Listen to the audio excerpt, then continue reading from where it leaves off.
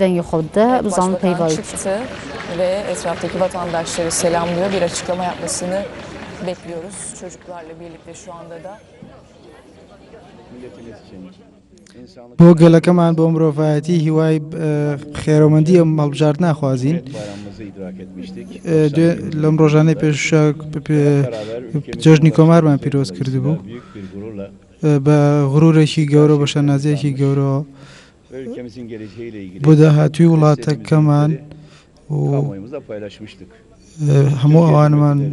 بۆ ڕایگەشتی ڕوون کردبیەوە ئەو تورکیا کە لە ڕێی سیستەمی دیموکراتیەوە بەڕێوە دەبرێت یەکێکە لە وڵاتە هەرە لە پلەکانی یەکەمە تورکیا ئەم هەوڵانەی لە قۆناغی داهاتوودا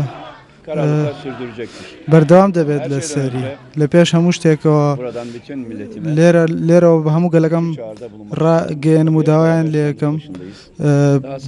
هەموومانم بڕۆین بۆ دەنگدان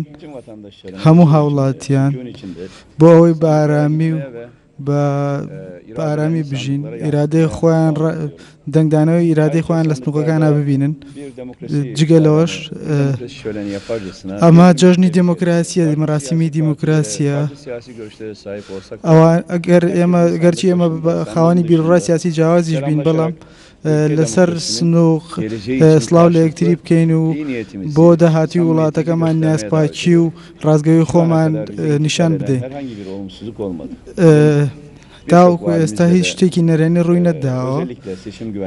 بە تایبەت کە سەبارەت بە هەڵبژاردنەکان کۆبوونەوەمان کردەوە لە خۆشگوزارانی و ئارامی ئاچینە سەر سنووقەکان و دەنگی خۆمانەدەین ئەم هەڵبژاردنە دوای هەڵبژاردنەکانی حوتە حوزەرانە دێت بەرەو هەڵبژاردننی دووەم ڕۆشتین ئەو جۆش و خۆشەی کە من بینیمان ئێمە بینیمان بە تایبەت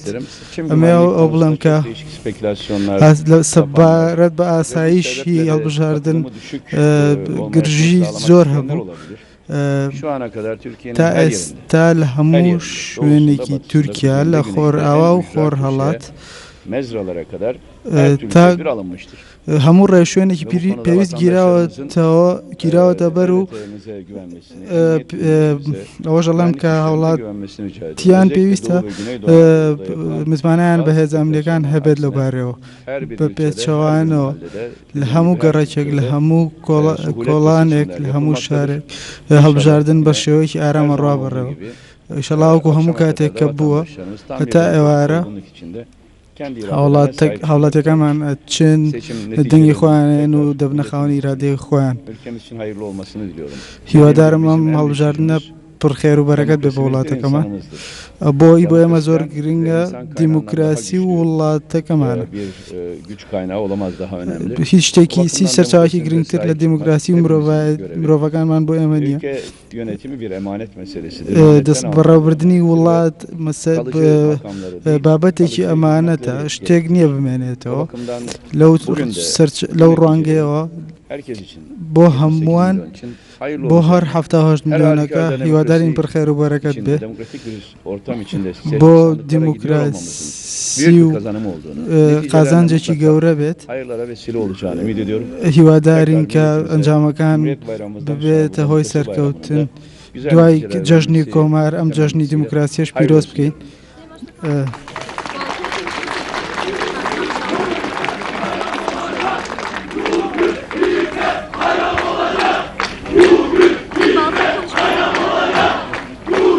Evet.